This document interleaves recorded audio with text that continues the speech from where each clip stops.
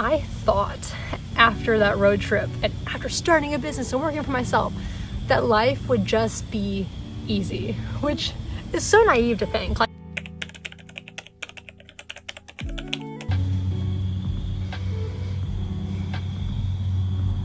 over 2 years ago, I took the leap of faith and my life looks completely different than it did back then.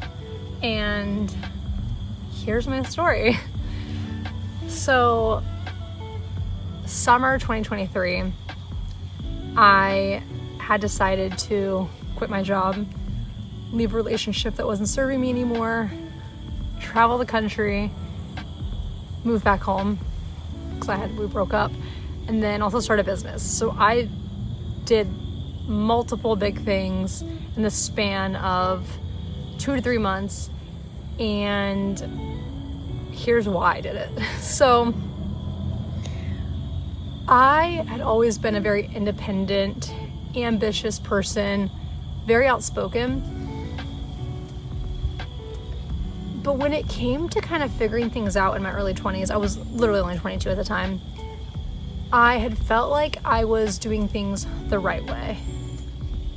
And I thought I was happy, but it's because I was living for someone else.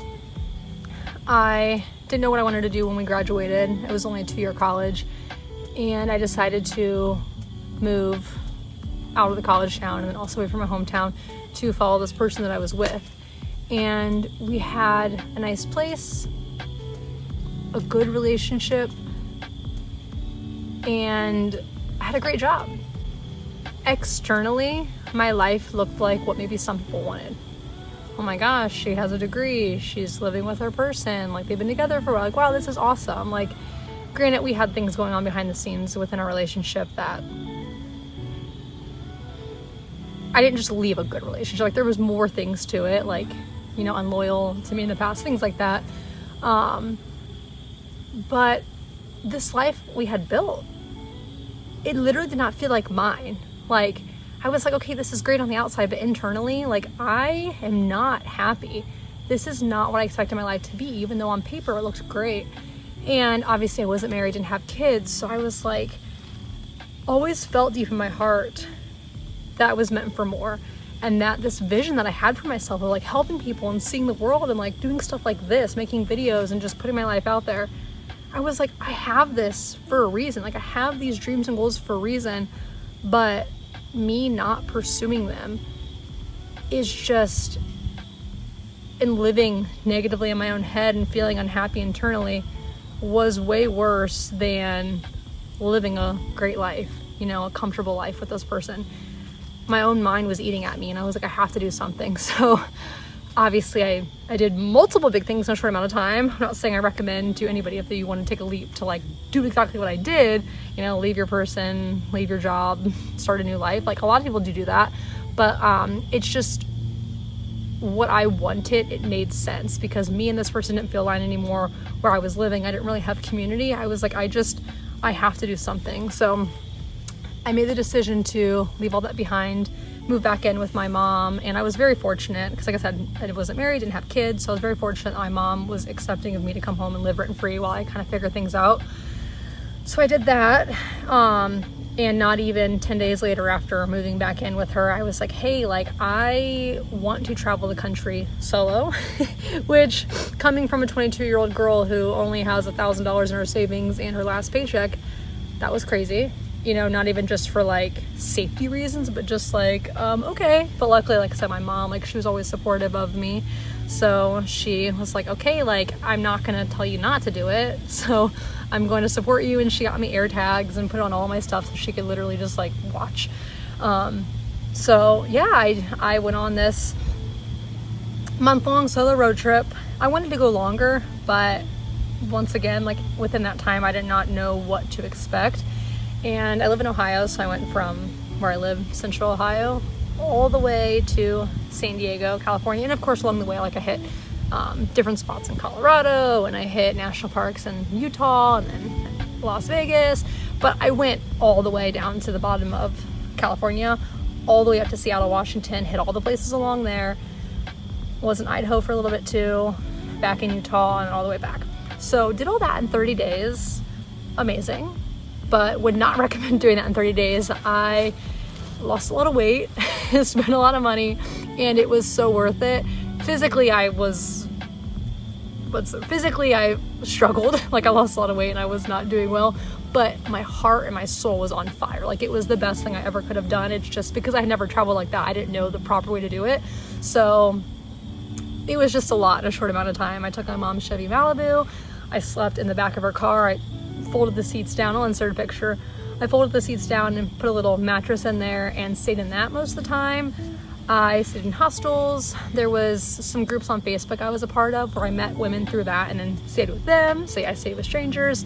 I stayed with some friends along the way too. But ultimately, the journey of me hiking and seeing new cities and just driving was all solo. And then sleeping was solo, obviously, most of the time, unless I was with friends or was welcome into strangers' homes. So yeah, it was wild. I mean, I'll save that story time for another time. So that trip, all in all, I would recommend a solo trip to literally anyone. However, especially if you're a female, there's lots of different like safety precautions to take. But me, I just knew in my heart and soul that because I wasn't ready to just come home and start over, I needed to do this to regain my independence and just have self-discovery. Like, that was the biggest thing of like, I became so codependent in that relationship, so unhappy, didn't recognize myself, to where I was like, I just need to prove to myself that I can do hard things, that I can fulfill my dreams. Like, I've been wanting to travel, like, let's just check so many things off. And so I did just that. And I documented most of the journey. I don't know why I didn't share it. I wish I would have shared it at the time. I can still like insert stuff in here or share it at some point. But it was not only to inspire others, but obviously the trip was for me. So I kept that very sacred in my heart, and so I haven't talked about it publicly as much. But the biggest thing I took from that trip is that everything you want is on the other side of fear. And there was no feeling that hit me where it was like, you need to go do this. Like, well, I guess technically I had this feeling in my heart that I needed to do it, but there was no perfect time to do it, I should say. I just had to just make the decision to just go after what I wanted. And I realized that I still had fear, I still had anxiety, I still had panic attacks. Like, I'm more of an anxious girl. I never really struggled with like depression and stuff. It was always like more anxiety, panicky, nervous system stuff. So I still felt all of that, all of that.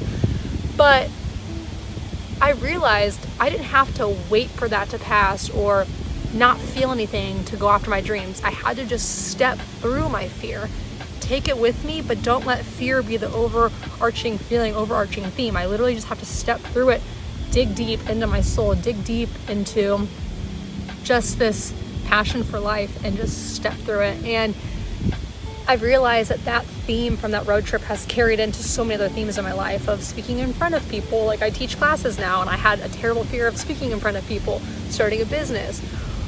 All of these big, scary risks that I've had to take, it always comes back to everything you want is on the other side of fear. Even the most successful people, millionaires, and just all different types of successful people, I like watching their testimonies, their stories, just talking about like, yeah, like, they feel all those things, but they choose to keep showing up. So that was the biggest thing I took away from that road trip. And after I got back from that, obviously I was in debt, but I was high on life. So I was like, after I did all those hard things, like, I just want to help people. I want people to just feel this high about life. Like, life is so fun. You can do what you want. You can just create the life you want to live. But people feel so held back from lots of things, whether it's their past, whether it's systemic issues. Like, people get so stuck in, why can't you? But in reality, you can. A lot of what holds people back is their limiting beliefs. So I was like, well, shoot, when I got back, I did not give myself any time to rest. I should have like rested and digested all of the trip. But I immediately started business. Probably like 2 weeks later, I had my personal training certificate. So I was like, I just want to help people. Like, let's do this. So no fear, just did it. And I will be honest, my success with that was great at the beginning and still has been almost over 2 years later. And I know a lot of people might not be able to relate to that, starting a business at first. So I would love to make a separate video about that as well. But I had realized that you attract what you are. So coming back from this trip and just feeling that high, I was like, oh my gosh, like I just felt like a magnet, and it felt like I never really had to go after clients. And obviously when you're, your own business and you're marketing yourself, you have to put yourself out there. But I was putting myself out there, but not in the way of like, work with me. It was just like, hey, here's me, here's my story, like here's who I am. And that's when I learned that people buy people, not products. So I had done pretty well with business ever since then. And it's just evolved like crazy with helping people one-on-one, online, in person. I do classes now.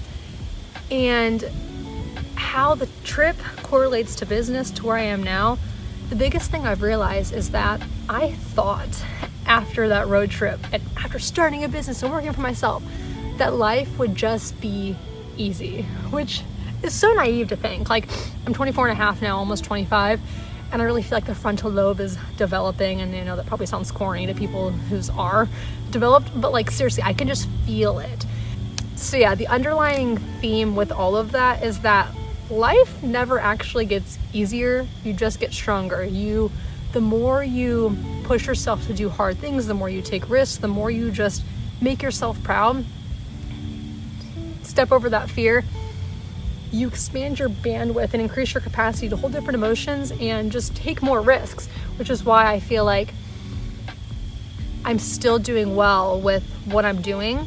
And me, past Cait, before I had left that job, I can't tell you, I don't think I ever had a job for more than 6 months back then, from 16 to 22. And I feel like that's normal when you're younger, but I was always trying something new, always looking for the next thing. But I realized what also brought me success to be where I am now in my relationship and in my business has been, it's really the journey of becoming. It's evolving things. It's not giving up. You only fail if you don't go after it or give up.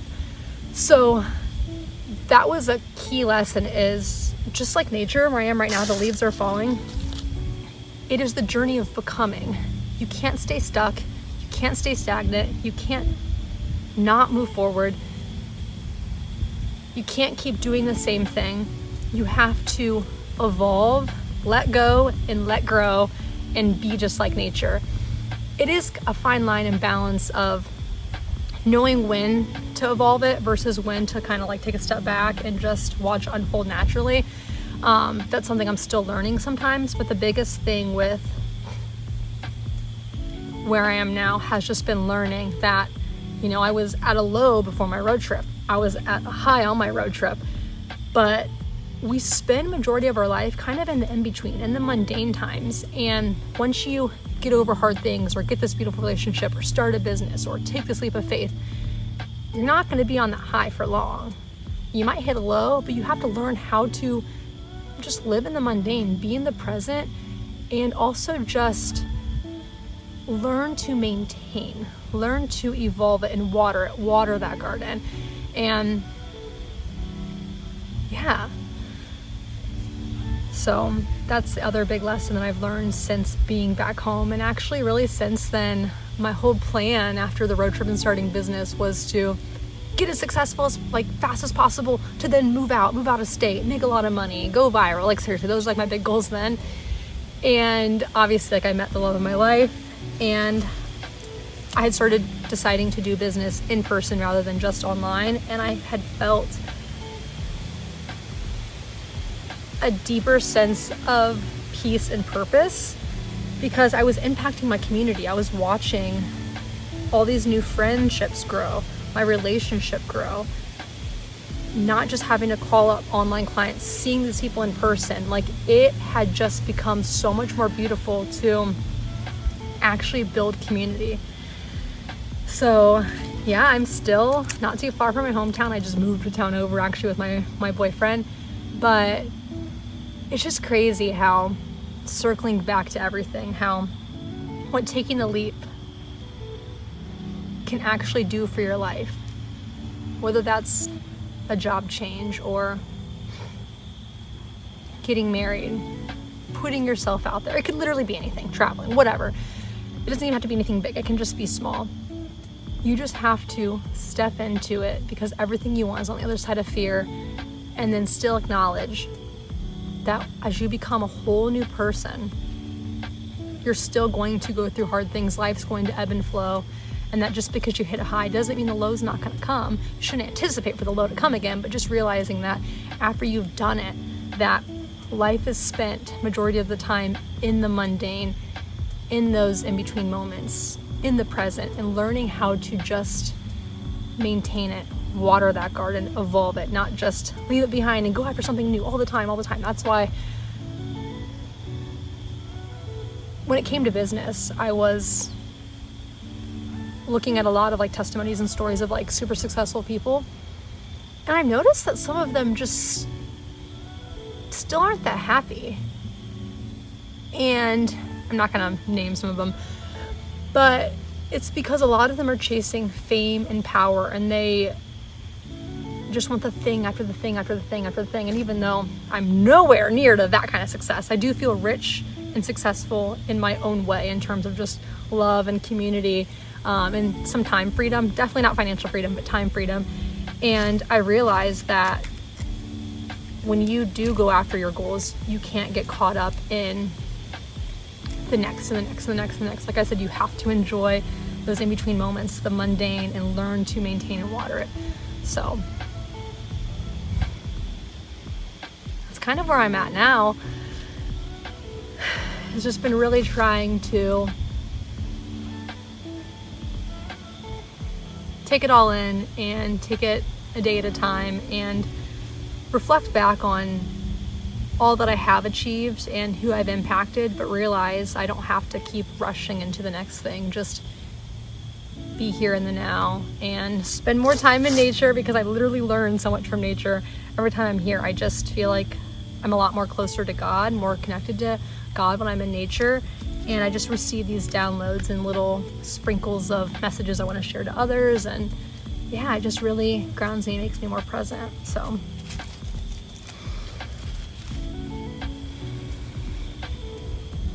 if you've made it all this way, thank you so much for listening to my story of how I took the leap of faith, and really just the journey of becoming and learning how to just be okay with the mundane and continue to water that garden.